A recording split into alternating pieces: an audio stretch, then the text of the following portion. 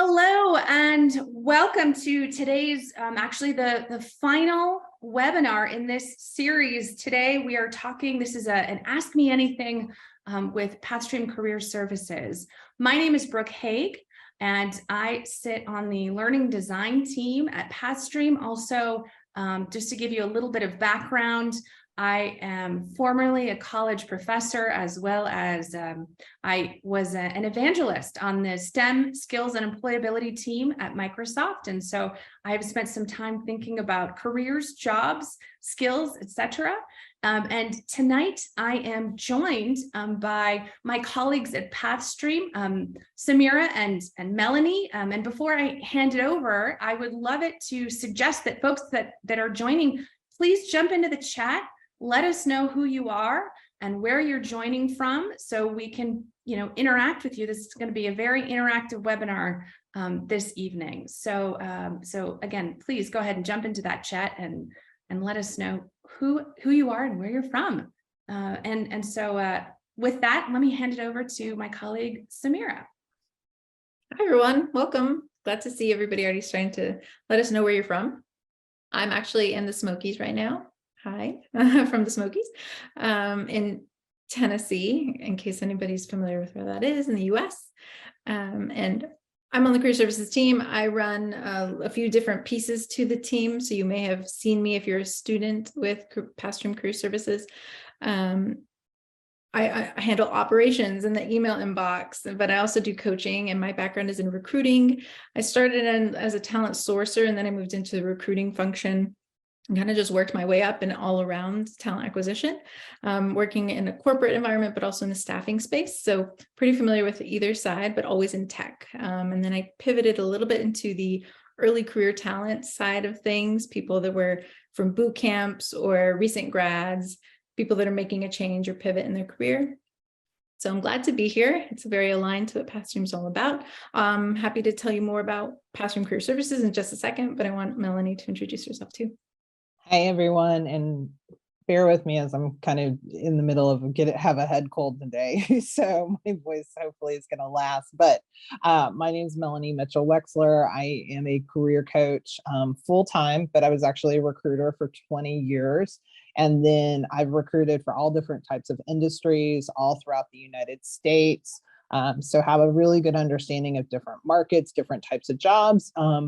I guess I'll have been with Pathstream for 2 years now, which seems, I don't know where that happened, but I've been a career coach with Pathstream now for 2 years. I work on a part-time basis, but I help with the students from everything from helping them with their resumes, helping them with their LinkedIn profiles, preparing them for interviews, and just overall job search strategy and networking, which are a couple of the things that I love to do the most. And so, yeah, excited to find out what your questions are and see, to be able to help you with your next steps. Thank you so much. And just to level set here, a couple of things housekeeping wise. I will be moderating the questions this evening. So if you want to take a moment and just identify in the panel there, that Q&A button, that's the best place to enter your questions for your career questions for the panel this evening. And on that note, maybe I'll hand it back over to you, Samira, to talk a little bit more about career services, if you wouldn't mind. Yeah, I'd love to give just a brief intro, just so we all are on the same page with who Pathstream Career Services is. So it's a small but mighty team where we provide services for the students that complete our Pathstream programs. And those range from Salesforce, digital marketing, data analytics, and project management, amongst many others that we're building. And these are digital first skills that we focus on helping people launch their careers in. We offer, all of our coaches, Melanie included, offer one-on-one coaching, resume reviews, LinkedIn reviews, mock interviews, job search strategy calls, just like Melanie mentioned, and a whole host of other resources, including referrals to employers and other, micro internships and special unique project type opportunities for our talent. So it's a really great experience and huge value to take advantage of when you're a student. Just this week, I was told by a student that had never interacted with career services team before, and their sister had, and noticed what a huge difference it made in their career path, just talking to a coach and getting that resume help. And it actually helped take their career to that next level where they've been happy and growing. And she didn't, and she really kicked herself for not taking advantage of that when it was available to her. So we highly encourage you to take advantage of this time that you have with us today, but then also stay engaged with the career services team, whichever one you ever end up working with, whether it's us or anyone else. But there you go, my little PSA. Thank you, Samira. And I think I will say from my perspective, I've been with Pathstream a little over a year now. And having been in higher education, also I mentioned working for Microsoft, and I've done a couple of other things. But I do think that the career services team at Pathstream is such a differentiator, like a really important piece of, you know, to your point, the like getting someone the extra nudge, the extra information, extra support they need. I feel like that's really unique of opportunities out there. You don't, it's special. And I know I'm biased because I work for Pathstream, so I'll say that that's my bias, but I do think taking that you know, Pathstream hat off and looking at what I know about getting a job and, you know, in all my past experience, it is a unique thing, a special thing to have. So I see you're off mute, Melanie, so I want to pass the mic to you if you had something to say. Yeah, I would just add that, you know, as a recruiter, I saw a lot of people go through different programs and different certifications and things like that. And I know that people don't sometimes think like, oh, is it really going to help? Is it really going to, you know, is it really going to change? And one of the reasons I decided to be a coach with Pathstream was because of career services, which is not an additional charge or anything of that nature. The services we're there for really the life with the candidate. They can come back to us if they hit a career, you know, bump. And so it's one of those things that really impressed me, is the fact of all the services that we do offer to really help people propel themselves to the next level in their careers. Thank you. Yeah. So without further ado, we do have a few questions. And so I'll go ahead and jump right in. We have one who mentions, my career is focused in finance and has touched a bit on data analysis. How can I make a full pivot into data analysis at a mid-senior level? So I'll hand that to our panel, to anyone who has some thoughts that wants to jump in. Melanie, I'm going to let you say something if you want to, because I think you probably have a lot of experience here too. I want to say hi to him because we know him. Oh, okay. So that's good that we do know him. So I mean, the first step is really looking for where you can. Let me preface this without seeing somebody's resume. I just want to make sure that I preface that with my answer. But if you are just building up and you're building your experience, the key is really finding that right opportunity, finding an opportunity with the right company that's going to help you build that experience. I know that a lot of people, say, oh, the job descriptions say 2 to 3 years, for entry level. And we can talk a little bit more about that. But the key really is being able to, to get your foot in the door, showcasing those specific skill sets that you do bring. I actually recommend when you're first starting out to look at startups, look at smaller organizations, and build upon your experience from there. Because sometimes it's hard to get, like if you're aiming for, let's just say an Amazon or a Google, which is a great goal, we've got to sometimes look at a path to that goal. And that, that's not to say that you can't achieve that, but really getting some solid being able to get your foot in the door with a smaller organization tends to be easier. And then you can really get your hands dirty. You're able to take on a whole lot of more responsibilities and really learn things. So that's usually where I suggest people to how to start in that pathway.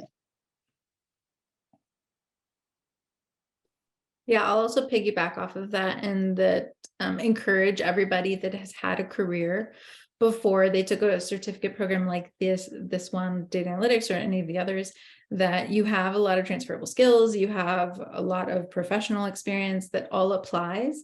It's just now understanding like how to connect that dot from what you've already done to what you're going to be doing in this new team and this new space, whether it's data analytics or Salesforce or something, and just be encouraged, right? Like employers want to talk to you. We've talked to many employers all throughout the many months and weeks leading up to this event, and they're all considering and actually making efforts to find talent that's non-traditional or comes from a different background, because they see that that brings a lot of diversity to their team, to how they solve problems, and maybe even you can see blind spots that they wouldn't have seen normally from somebody who came from like maybe a typical university path, right? The other thing too is that not all the universities are able to teach the kinds of skills or like the technology that we're able to teach you. And so you go into these organizations potentially better skilled than your peers that might have gone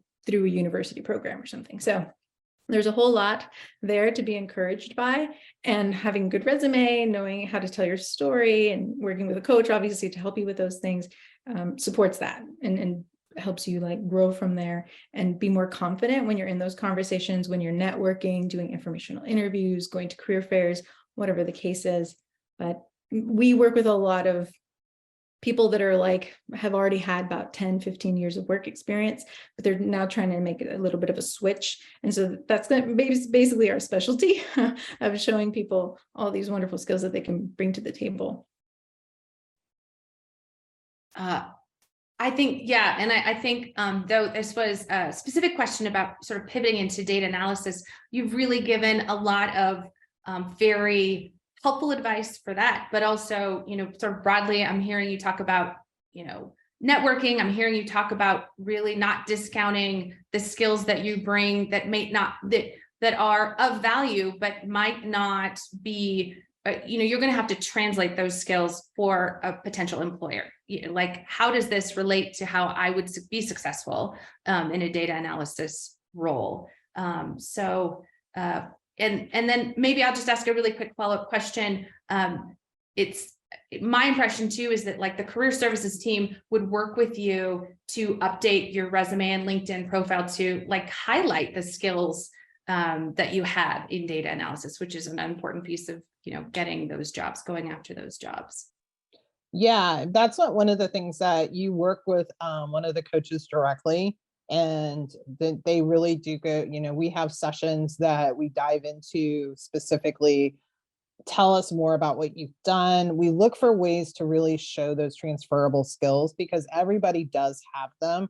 And it's just a matter of understanding, okay, what, depending on which, program somebody may be involved in, because we offer multiple different types of programs, and we look to see how those, what are those skills that cross over, and then really be able to highlight those, and then work with the students to really understand how to embrace that and start to be able to tell their story from that perspective as well. Because a lot of times, students and job seekers, you may not feel like you have those, you may feel like it's such a stretch that you'll never get your foot in the door. It's not easy. I mean, I think that's one of the things too, that we're very realistic. I mean, we're, not telling people that, hey, this is going to happen overnight, but, there's a lot of steps involved, and we start with the resume and then we build from there, building to LinkedIn, helping them with interviews, and then also job searching and networking as well. And Melanie, while I want to let everyone know that I am definitely monitoring the Q&A, so I may not go exactly in order, but because of the direction of the discussion, I'm going to skip ahead a little bit. And we have a question specifically. I have not used LinkedIn before. How significant is LinkedIn in the job search process? So I was wondering if you could address that. Yeah, so LinkedIn is I love LinkedIn. So, and on the coaching team, all the coaches are great with it. I think everyone knows that like LinkedIn's kind of my baby when it comes to that. I would tell you, We have students that have literally started from nothing from their LinkedIn profiles. So don't feel like you can't tackle that. That's something you can easily conquer. There's so many ways that you can do that and build relationships and networking. I would tell you that I consider personally LinkedIn as part of your foundation along with your resume. So as you're going into a job search, that lays the foundation. And to kind of give why I think it's important is think of LinkedIn as it is literally 24/7 and it's always working for you. So it's, whereas necessarily your resume, works for you when you apply for a job or you start to network, but LinkedIn gives you an avenue and a vehicle to do all of that. And even when you're not, kind of nurturing it or responding and building connections, it's always on and working for you. So it's a great tool. Obviously, I'm a big advocate of it and I use it for my own clients. I really, my clients because I'm a full-time career coach as well. So I use it consistently for my full-time clients as well. So I really love working with students to be able to help them establish themselves on LinkedIn and watch them embrace it. I'm going to make just a funny story or an interesting story. I don't know, heartwarming story since it's the holiday season. But I actually met a very good friend of mine through LinkedIn. I was sourcing for talent and I lived in Nashville at the time, Nashville, Tennessee. And I found this person. I really liked her profile. I wanted to see if she'd be interested in the opportunity. We chatted. We actually got together, had coffee. And then we just ended up being friends, and we're still friends to this day. It's been years later. She's one of my closest friends, so you never know what can happen. Obviously, she did take a job, so that's great too, but she's moved on since then, and I've been able to help support her in her career path as she goes. But there's some pretty amazing things that can happen when you're genuine and authentic, and you go in there with like just an open heart, that these are real people trying to build connections. And there's some people that are really great at it and know what they're doing, and they're willing to take you under their wing and, provide advice and guidance. And then there's other people that are not on there very often, and you might feel like you're rejected, but you're not. They're probably just not logging in. So I would say just, treat it like any other social interaction in that sense, but there's some really awesome hidden gems too. So.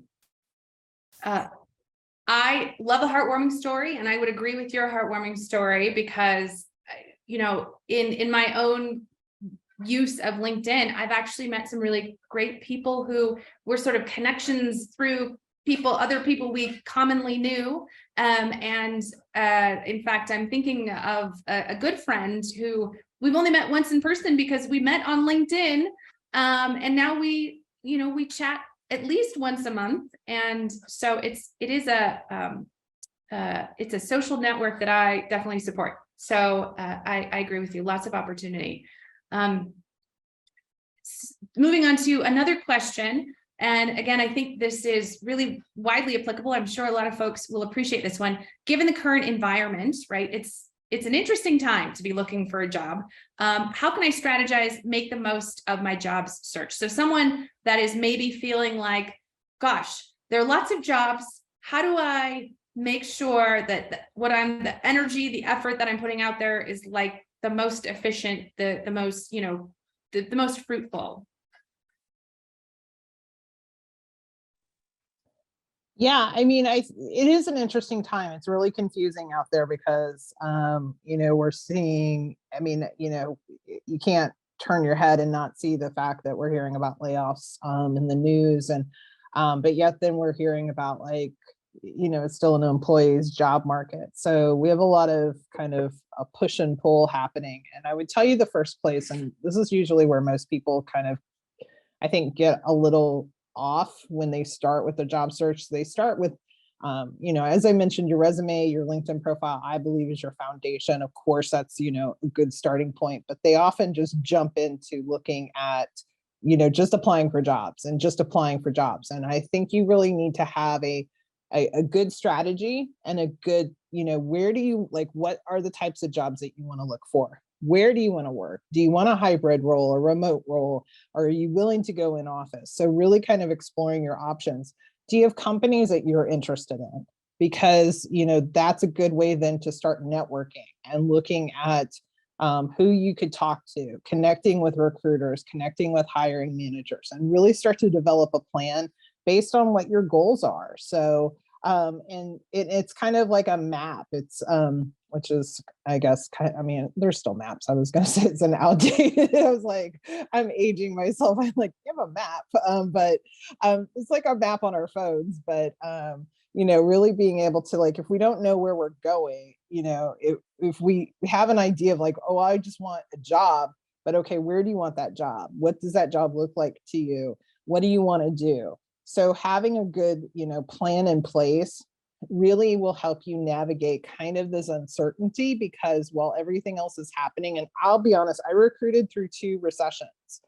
And recruiting is not a friendly job when you're in a recession. So, and so I'm here to tell you that the people that survive the most are the ones that were the most flexible, the ones that thought outside of the box, and just the ones that kept pushing, because I dealt with, and I was dealing with all different types of professionals, but those were the ones that were highly successful in a recession-like environment. So, those are things that I think you have to just continue to be, if maybe your field is seeing layoffs, be a little flexible, maybe look at alternatives, like maybe, okay, data analytics, for example, is a fairly wide open thing. We could also look in the healthcare industry from that standpoint. So there's a lot of, pivots that you can take. So understanding where those pivots are also important. I feel like, Melanie, to reiterate what I'm hearing is like, one thing, because you're sharing a lot of really dense, good information, but being clear about what you're looking for, right? So it's not, you're going to find more success if you have a specific goal you're after, versus like, oh, I just want a job, so I'm just going to put it out there and see what happens. Yeah, really being, saying like, oh, I want a job in Salesforce, or I want to be a project manager, like there's so much, and we do exercises like, we're constantly working as a team on a weekly basis. And honestly, the amount of job titles that, we've like literally seen that you could go into that fall into these careers is huge. And so, under really doing a lot of research, which I know sometimes people will say, but that's not like, I didn't apply for a job, but, there's more to your job search than just applying. And the reason people get so frustrated and go, well, I've applied to, hundreds of jobs, I'm not getting anywhere, then there's something wrong in your plan. And you got to go back and you got to start to fix that. And it could be to the types of jobs you're applying for. And so maybe we look at that, so there, maybe it's the resume, maybe we look at that.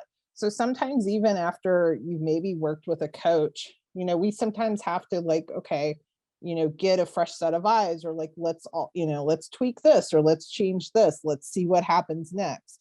And so really understanding and researching is part of your job search. Yeah.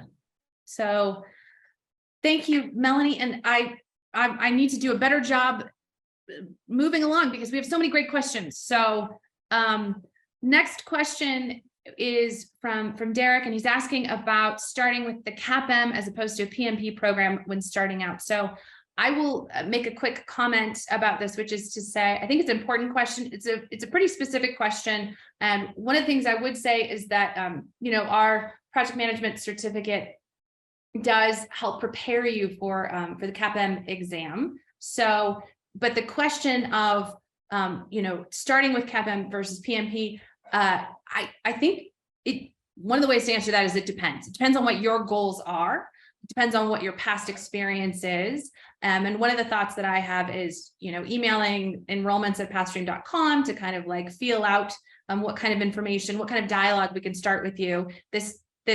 That you can have a longer conversation about that. So those are my thoughts, my recommendation. And I'll put it to the panel if anybody else wants to weigh in before we move to another question.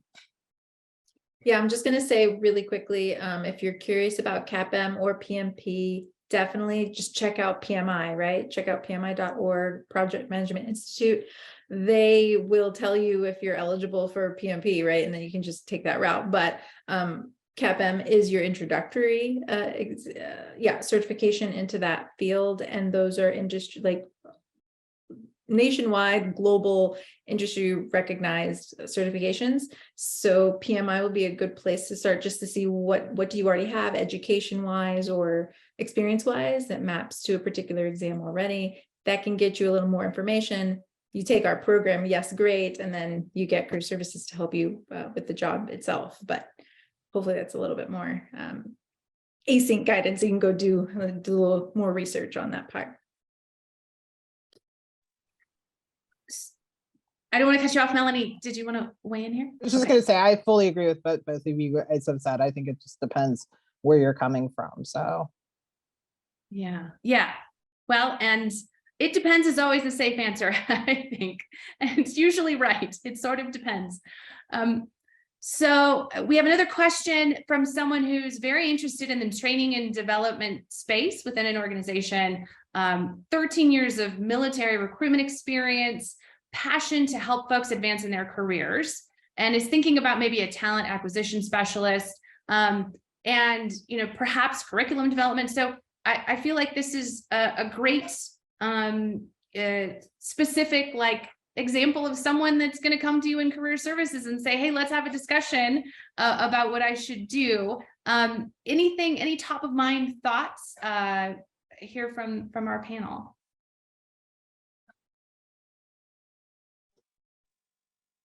Okay.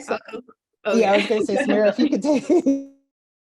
I'm happy to. Yeah. So a couple things here. First and foremost, it goes a little bit back to the previous answer with research, like kind of understanding who you are and what you're driven by. Maybe there's a little bit of curriculum development on the learning and development side and talent acquisition. Those teams partner together usually pretty closely in corporate environments. So maybe you want to have some informational interviews with people that are in your ideal role. That's always what we recommend. That's usually one of those things that we recommend before you even take training or pursue a career path, things like that. And then even in the midst and after, because there's so much information that you can gather from that. There are different paths, right? Like if you're going to go into recruiting, that's going to be a little bit of a different day-to-day than if you're designing curriculum and you're partnering with the L&D team. So lots of things there to do some research on. But one of the things that I like is just pursuing maybe some personality assessments or character traits that like a pros and cons list or a list of all your talents and attributes that align, and kind of start to see which day-to-days match closer to your interests. Because I think at the end of the day, we want to make sure that you're going to be happy in the role that you're in. While our team doesn't necessarily focus on helping people get jobs in talent acquisition or learning and development or curriculum design, we do have obviously the knowledge to help people there. We may not have all the tools at our fingertips. We'd have to go do some research on that. But blogs, podcasts, right? Like all these really great authors and creators in these different spaces. I would say go follow those, right? Start to learn what these people are talking about, what's modern, what are the cutting edge technologies or processes and systems and designs that these organizations are executing when it comes to those different areas. Because you can apply some of the things you learned in your career in the military or elsewhere into these new roles, whether it's leadership or coaching, training, development. But then you're going to also have to understand what's relevant to business today, right? What's relevant to the industry you want to be in, or the kind of the team that you're going to be a part of. What are their problems that they're trying to solve? And is there a technology or a tool that you can learn on your own or through a Pathstream certificate that can help you be more equipped, a stronger candidate when you go for a role like that?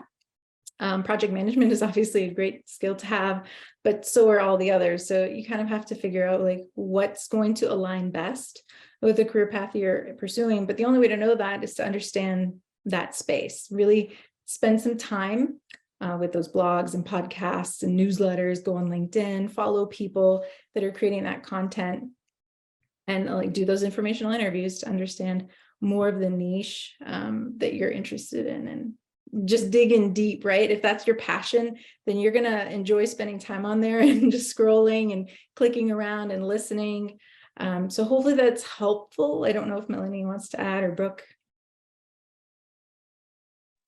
Yeah, I think you covered, I mean, again, it just goes back to the research. So before deciding that you're going to pursue a certain path, just making sure that that's the path that you really want to go down, and exploring that. And you mentioned informational interviews, and just YouTube's also a great place. There's so much, there's like, just as you can Google anything, you can literally YouTube anything and find, and there's a lot of great experts that give away a lot of great information about what it's like in certain industries, things of that nature. And there's also a lot of great people. I have somebody I've come that I get to collaborate with through Clubhouse and on LinkedIn, and she's a young product manager here in the Washington, D.C. area, and she's started to kind of mentor and coach others that are looking to get into product management, for example. And so just as she does that in her field, there's people that do it for, instructional design and learning. So there's so many resources out there, and it's just really educate yourself to make sure that that is the direction you want to go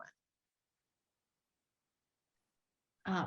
One other thought that I had was, 13 years of experience in the military. That's a lot. You've acquired a lot of experience and skills and things that are so applicable, so widely applicable. And also I thought, I wonder if you were to go on LinkedIn, or what kind of, that there probably is, the world is a big place and there are many people. There's probably someone just like you that maybe has military experience and is doing the kind of job that you might be interested in doing. And that would be a really cool connection to try to forge through LinkedIn, or maybe, you could search your previous network of folks to see who they could connect you with, and and talking to someone who's doing the thing, has the experience that you have, and also doing the thing that you want to do is a great way of figuring out the specifics of what you would want to do, which I'm probably just reiterating exactly what Melanie and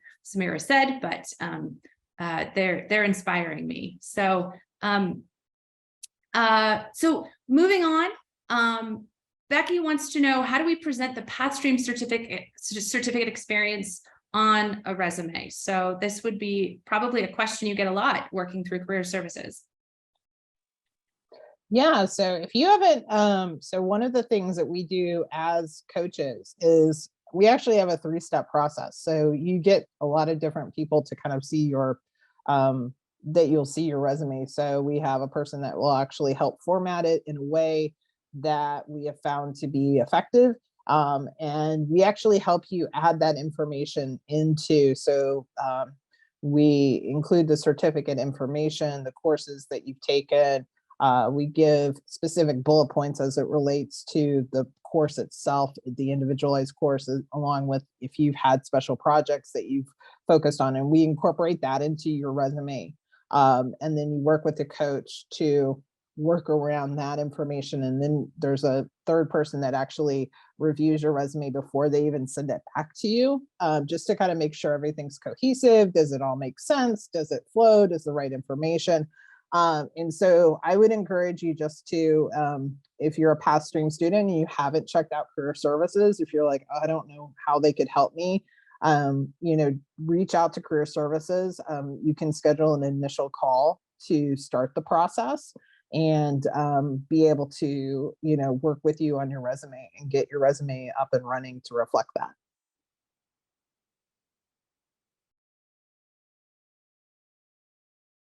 All right. Thank you so much.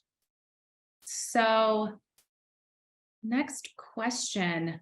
I have data analytics experience for over 11 years, and this is someone that has worked overseas. So now they are trying to find an opportunity here in America. Many times I do well in interviews, and this is someone who's getting second and third interviews and maybe even fourth interviews. And,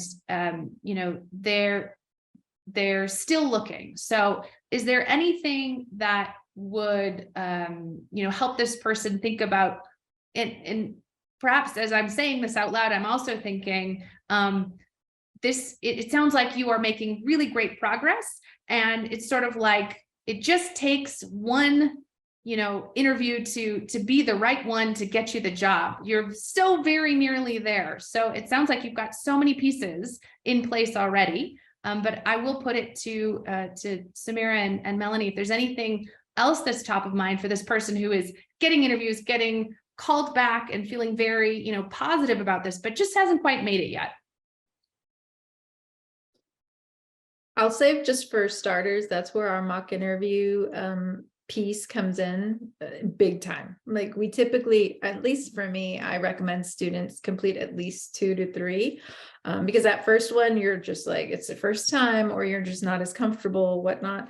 But it gets you a little more acclimated to the environment and what to expect. And then the second time, you're still kind of getting things going. You have better responses, and you work through some of the feedback already. But it's usually that third or fourth time that really you're starting to get into a groove, and you really understand like what might be happening in the interview that might not be, where you're not selling yourself the right way, or you're missing something. And that's when the coaches can really refine it further with you. But as a recruiter myself, I've worked with a lot of candidates that were excellent, but they just got beat, right? Like, in the end, like, you might just get beat by somebody else. Maybe they have a connection, maybe they have a certain specific experience, that team that just takes them right over that edge. And so there's so many things, there's so many variables that you don't know. But what you can control, what you can control, right? And you can control how you're doing and doing the best you can do through the mock interviews, and then actually applying the feedback that's given back to you. Our coaches, will be as gentle as we can, but we're also going to be quite as transparent as we can too, because it only benefits you and to be successful in that interview. So I'd say mock interviews is my number one piece of advice. If anything, you don't have to do them with us, but do them with somebody. There's other platforms, and you have friends and coworkers and family that could do them with you, and they can tell you other feedback that maybe we don't even notice because we're just doing it via Zoom. They may see some things in person that they can call out for you. So that would be my biggest advice as a recruiter. I've had lots of interviews, and mock interviewing is the one thing that I think most people ignore, think that they can do it. They've been doing it. They've been fairly successful in the past or even in the current state. But you never know what you can find in that quick conversation. It's just one 45-minute session with a coach, and you can uncover quite a bit. But Millie may have additional advice here that I might be missing. Yeah, it sounds like the person is getting the interview. So first off, congratulations on that. So always celebrate your wins. Okay. So always celebrate your wins. And I would just say there's probably something that's and Samira's right. It could just be you have stiff competition in the field that you're in. But there's always ways. I tell people this all the time. You should always be practicing your interviews. Truthfully, what I see happen with a lot of students is we get slammed kind of at the last minute. We get notified, oh my gosh, I've got an interview tomorrow. And that's okay. And we're here for that. We will always try to accommodate that. But instead of having, what I really suggest, and I don't see enough students really utilizing it, is preparing for that interview throughout the process. So even well before you even get that interview, start practicing now. But that would be my biggest thing, is just have, work with a coach. We have we do have coaches that specialize specifically with data analytics and Salesforce. So they understand the technical piece, which may, just depending on where you may be struggling, maybe it's, I cannot describe technical, like step by step. That is something I have never been able to do. I am not good at that. and so that would be a place where I would particularly struggle. And so maybe that's where you need help. So if there's certain questions, you can bring those questions, think about the questions that you maybe struggled with, or you just want to answer better. Because we can always do better in our interviews. We can always improve upon them. So utilize career services. That's what the coaches were here for. And, and plan, and for those that haven't, start to plan, think of sessions going into the new year to help start practicing your interviewing skills, because that's something we can always be practicing. And I'll just say one other note, because Melanie made me think of this. Even after you've done the mock interviews, follow up with your coach. Our mock interview style is round robin, so you typically meet with a different coach every time, but sometimes you might get the same coach. It just depends on the schedule. But circle back with your coach after interviews, so you can do a debrief and kind of talk through how it went. What was your follow-up like? What have the conversations been like? How have the interactions been, warm or kind of hot and cold? Just so we can kind of figure out like what might be going on. There might be things that you're missing or you're not like following up on, or any small things even. So I think that the mock interviews, yes, but then also doing some additional coaching calls just to do quick check-ins. It doesn't have to be a full 30 minutes. There are 30-minute calls, but it could just be 10, 15 minutes where we run through how last week's interviews went, what were like, how did it go? Talk through it, and kind of just know, right? Level chat or level set and do that quick check-in. I will personally say, as we move on to the next question, I know that we do mock interviews, and then you just reminded me, and it also reminded me of the importance of something like that. Sometimes you don't think about practicing a thing like that. You sort of have this vision of, well, I got an interview, so I will do some research and I will go do the interview. But it is much better to sit down and go through the full experience as much as possible, because then you will be prepared. It won't be new to you. You will be ready because you've been through it before. It's like muscle memory, building a muscle. So this is something that we've covered on, I feel like, all together, but maybe if we could just revisit quickly. You guys have already provided a number of really good websites, events, tips, etc. But are there things that you would, that you recommend regularly to folks that are on the job search, websites, events, etc.? And I will point out, we have talked about podcasts as an example. And Melanie, I think you have a podcast, right? We have been a guest on multiple podcasts, and so I do speak on career services and one of our careers in general and recruiting. And actually, people can check out my LinkedIn. I have a link to where all the podcasts that I've been on my featured section on LinkedIn, where people can check them out and just look at the variety of topics I've spoken on, just to further, again, these are all pieces of your job search. And how you just pick, if there's something that you maybe are struggling with, then pick that, find that topic. And also I'm, happy to connect with anybody and, direct them to different, areas too, because I get a lot of resources just through my own network that I have. So. Yes, that is very good advice. Follow Melanie. She's always sharing really good stuff. We're constantly trying to share it too internally. So if you're a Pathstream student and you opt into career services, you can get into our Slack alumni community. So if you're familiar with Slack, if not, it's basically a platform that you can message and keep track of people and documents and all kinds of interesting things. But anyhow, I'm not going to go into that, but there are other Slack communities that you can explore. And I think it's also a good idea to get familiar with the product and the tool that it is, because it's pretty common in enterprise environments or in the workplace, these types of tools. And these communities there are a broad range of them. If you're in digital marketing, there's this one called Online Geniuses. It's a massive talent community, but it's not really just a talent community. It's just a community for people in a particular space, but they're having conversations, they're doing mentorship, they're talking about jobs, they are maybe even doing mock interviews on there. I don't even know, but there's all kinds of interactions and conversations taking place, but there's also people getting jobs, projects, gigs, full-time roles. And then there's usually like spaces for different demographic groups or industries, career paths. I'm part of recruiting ones. I'm also part of technology groups. So there's lots of different avenues. If you do a quick Google search, you can probably find a multitude in your space. But for us, we recommend like a certain like amount, not to overwhelm yourself, because again, like how many of these online places can you be at once? So pace yourself, but know that there are lots of other places. LinkedIn is obviously going to be your biggest professional networking site. But if you want to find some of those smaller areas where you can really get to know and interact with people that are in your space and doing similar kind of work, that's always a good idea. A lot of them are also hosted by certain products or companies. So you can always try to find a company that's in the industry you're in and then kind of explore the little communities that they have built around that. That can be helpful too.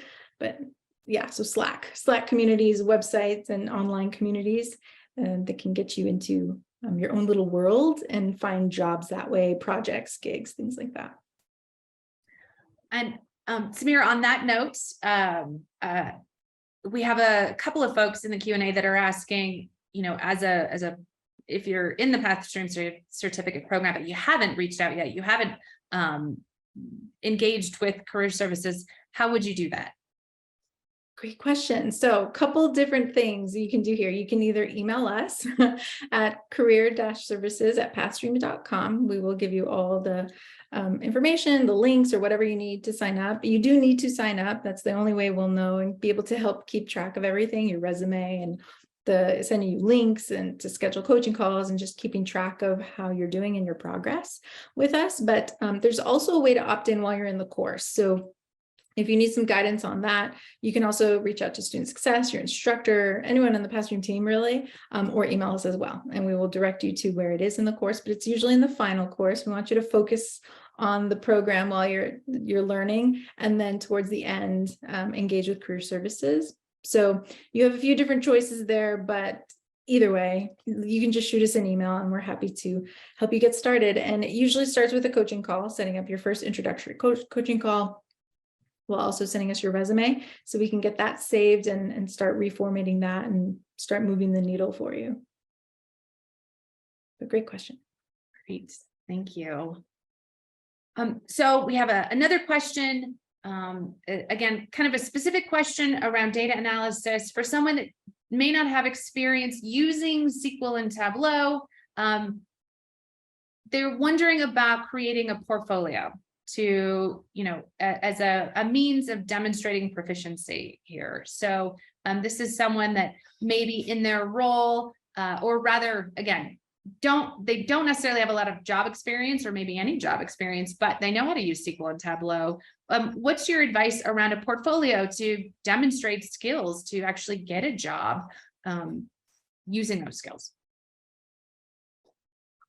There are multiple options here. Melly can chime in, especially as it relates to like creative and other types of portfolios. But when it comes to like data analytics or technical, there's a few different routes. So if you take the Tableau Data Analytics Certificate Program through Pathstream, you can create a Tableau public profile.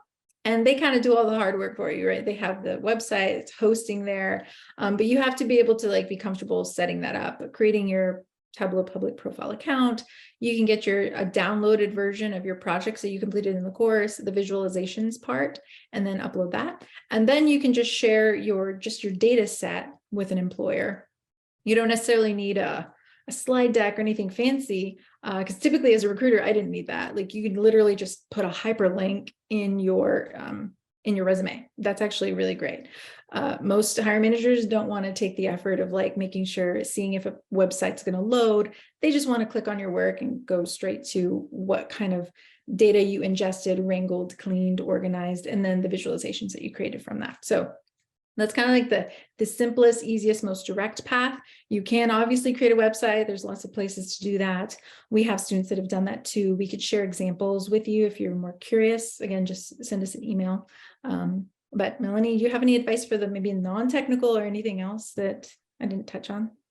Yeah, I mean, from the technical standpoint, yeah, I mean, I think that, and I know I know going through our course that you end up creating, our students end up really creating that. So so that's something that's kind of a benefit of the helping you kind of go through that process. And any tool that you can use like that, and even for non-technical type of whether it's like project management or Salesforce, or even just anything that can showcase your experience, digital marketing, whatever the case may be, if having some additional tools that highlight your knowledge and your expertise and things that you've succeeded at will always be great for you to have. And so kind of, again, thinking outside of that box of how you can highlight your skills in an actionable, in a way that actually somebody can visually see it, can also just, can set you apart from others. And Melanie, just to add to what you're saying, I feel like it also goes a long way to, do things to make it easy for someone to navigate, to make it very organized, to make it very clear what each sample of work in your portfolio is. It doesn't have to be the most amazing thing, but if it's very clearly laid out and you're telling a story and that's clear, then that can be really compelling for employers as well. So like, it doesn't have to be, again, like the most diverse work portfolio that you've done all the things, but you can definitely position the things that you've done in the clearest and sort of most appealing way to employers. So I'm going to, I think we can do it. I think we can answer all the questions. Really appreciate everybody in the audience today. There have been some really good questions. And of course, our panelists have been amazing. So I'm pre-thanking them before we adjourn today. But we have another question from someone that is really interested in, a few companies specifically, but feeling like they're just not finding the right opportunities with those companies. Like positions that they're finding just don't feel like the right fit for them. Do you have any advice about, if a company, if you're not finding the jobs, but it's a company that has a lot of jobs, presumably, how would you find an opportunity? Like, what are other non-obvious avenues of getting at the right job? Or maybe there's some other obvious advice I'm missing here. Yeah, I mean, the first thing I would do is if you have companies that are on your list that you're interested in working for, one of the things is really start to expand your network, get connected with recruiters, get on their radar. Don't just reach out and say, hey, I'm looking for a job, but start to connect with them, see if they're posting things on LinkedIn, commenting on those posts, engaging with them through and start to build a relationship with them. And then reach out and get connected, and just letting them simply know, hey, this is what I'm interested in.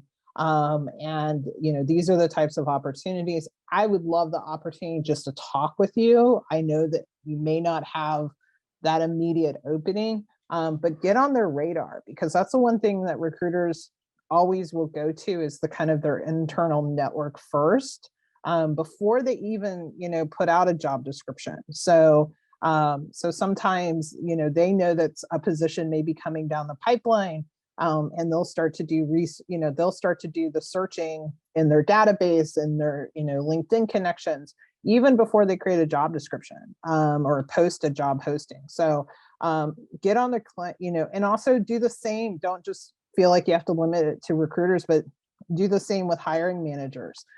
Get connected with hiring managers, find people that would be willing to do informational interviews. The other thing too is that look for similar companies that kind of think of like, who are their competitors? And you may, maybe that company has something that you really love and that's why you want to work for them. They have a great value, company culture, value, mission, they're mission driven. But also look to, their competitors, because maybe their competitors have something too that's very kind of in the same field or like-minded, that could be potential, that they may have openings. And so that also can be a way to, if you're looking to get into a different industry, or the same industry, that type of thing. So, or people that are doing similar type of work. So. And, those would be my immediate suggestions. So I would sort of say also, it doesn't sound like you have to be on LinkedIn all day, every day, but to sort of be, surgical about it. If you reach out to the right people, you can really make the most of it. And also sourcing people in your network that you already know. Maybe you're feeling a little bit shy about going beyond your network. You probably know a lot of people already. Yeah, I will say this, and I talk about this a lot, is sometimes we forget, and I even tell my students that I work with, don't be afraid to let the people that you know in your own network know that you're looking. And I know that you probably think like, your Aunt Susie or your Uncle Bob, or like, they have nothing to do with data analytics. But I'll just ask you this question, like, do you know everybody they're connected to? You probably don't. You probably don't know who they're connected to. Maybe, they go to their dentist, and the dentist's wife is, a data analyst. I mean, it's really, it is a small world in that sense. And so sometimes we overlook our most immediate network because we don't think that they hold value in terms of like, oh, well, they don't know what for the longest time, my mother just was like, oh, she just helps people find jobs. Like, that's how she described me as a recruiter, which was true, but she didn't really understand the complexities of it all. So don't overlook your internal network, those that are closest. Think of it as a bullseye and kind of just going out in the circles, and start to those that know you, and don't be afraid to let them know, this is what I'm looking for, or I'm looking to get connected with somebody at ABC company. I'm looking to develop a relation, I want to build relationships with these people, and, go from there. So, even in your own, if you're involved in your community, volunteer, maybe sports, you do like a intramural sports, you don't have to wear a sign that says, hey, I'm looking for a job, but you can bring it up and, build relationships like that. Great. Thank you, Melanie. So we have someone who finished the digital marketing course in June and is looking to freelance to build up their agency. And so sort of looking to build experience to get to the next level, to get to the next job, feeling confident. Do you have any advice top of mind about, strategies to get clients? Also, I think what this sounds like is, everyone wants a full-time employee, but this person is looking for freelancing. So do you have advice for someone that's looking for opportunities that aren't necessarily full-time? I know Melanie has excellent advice here. I'll do a quick 10 seconds. Yeah, I mean, honestly, what I was just going to say is go get connected with recruiters. So there's a lot of recruiting agencies out there that do creative services, depending on where you're at. But Robert Half has the creative group, which is located throughout the United States. There's the, I think the Boss Group is still, I think they are still operating, but there's so many creative services and creative agencies out there that focus on short-term, long-term contract opportunities, and that can help you build up that portfolio without necessarily having to take a job, like a full-time, full job. And you can let them know, I'm looking to work 20 hours a week. And a lot of times too, clients for them can also be flexible for the right person. And so they're willing to be more flexible from that. I worked on the staffing side, so I can tell you that can happen quite a lot. So I would definitely start there, and not to sound like a broken record, but you can also, LinkedIn can be a great tool for that in establishing yourself and working with like small business, entrepreneurs, and, getting, taking on projects, things along those lines. So, and there's a couple of other websites too that you can post on that you can offer to do work. And I'm drawing a blank on what, I'm trying to think of what they are, but I'm going to apologize. I'm drawing a blank. Yeah, Fiverr. That's what I was going to. Fiverr is one of those. You can easily develop a portfolio or profile there, and then start to talk to potential clients and develop relationships from there. Great. Thank you so much. So I'm going to, we are at time. If our panelists don't mind a couple more minutes, we just have a couple more questions. So thank you so much. So we have a couple of folks who are former teachers wanting to think about project management. And I feel like, gosh, first of all, project management is, sort of like, that's a widely applicable set of skills. And I will say my bias as a former educator is I feel like, gosh, former teachers is a good fit for project management. Not an expert though. I'm just anecdotally giving you my opinion. So I want to couple this question, teachers who are interested in project management, with also thinking about the intersection of project management and IT. And I will say, I think that project management, there's an intersection of project management with everything, because who doesn't need project management to be successful in business? So the question is, what are your thoughts on project management and being former teachers, and also project management and IT? Do you see that as a combo often?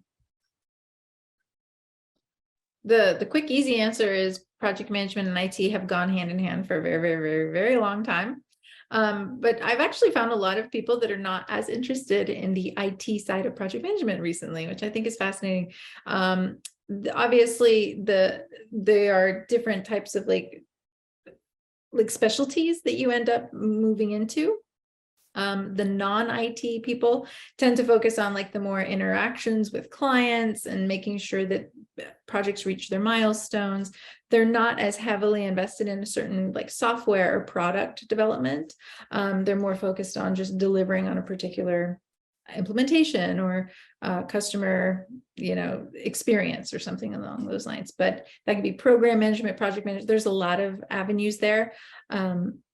I don't want to spend a ton of time here. Obviously, like our enrollment team does a really good job of helping people kind of understand and digest their backgrounds, whether it was teaching or nursing or anything else really. It's a whole host of backgrounds that come through Pathstream, but they're really good at being able to help you figure that out and determine like what is the best route. Our project management certificate focuses on different types of areas, but it has the best practices that align to PMI's, the Project Management Institute that we mentioned earlier in the call. So we probably have a webinar and a workshop about project management that we hosted earlier this year and in years past. So I would highly recommend you check that out. But yes, all those things, just like Brooke said, as a teacher and just as a human, the more organized and the better you add to the project management piece, the more valuable you'll be across an organization in multiple capacities. So the answer is yes, maybe, it depends. But we can have like deeper conversations about that when you meet with our student enrollment team, career services team. We can help you digest and figure out what is the best route to take based on your background. But Melanie, anything else? Yeah, I mean, again, it goes back to, definitely kind of those first steps in being able to make sure that because there's so many avenues, but that project management can go down. But just making sure that is the direction that you want to go, whether it's IT or non-IT related. And then I do think teaching, I mean, we're seeing a lot of teachers pivoting. And, I know I have several students, and one of the things I would tell you, even if that's the direction, you start thinking about your resume right now, because I do find this is the biggest thing that we struggle with, and I've even had clients that are teachers. Start thinking about specific things that you can highlight that showcases your project management skills as in the realm of teaching, because that's going to be something you're going to have to be able to showcase, is those transferable skills and how, working, whether it's in, on a committee and coming up with new curriculum or developing that processes and procedures. So start thinking about that now and start working through those kind of examples, putting pen to paper and really being able to come up with those, because that's going to help you in the long run. So we are, that just, where did the time go? It's gone. We are in fact over time. And I do want to say thank you to everyone that is in our audience. And of course, a massive thank you to Samira and Melanie for being here and sharing all this incredible information. And I just wanted to reiterate, Samira, is it career hyphen or career _ services at pathstream.com? Yeah, career, the hyphen dash. Hyphen, Yeah. okay. The Career dash, dash career dash. services. Great. The Yeah, way I you have put it in the chat is Yeah. correct. Yeah. Okay, good. Excellent. So that's the email that folks can use. And again, thank you for being here. You can, Samira, you had mentioned that there are other webinars. So if you're interested in project management or other topics, you can check out the Pathstream channel on YouTube, because we do record all of these and we do post all of these. So you can go revisit any of those topics as well. And so again, gosh, thank you so much. And we're getting such wonderful feedback from folks in the audience. Thank you to everybody in the chat who is, we bow to our panel today, this evening. And so everybody just have a wonderful evening, and we will see you next time.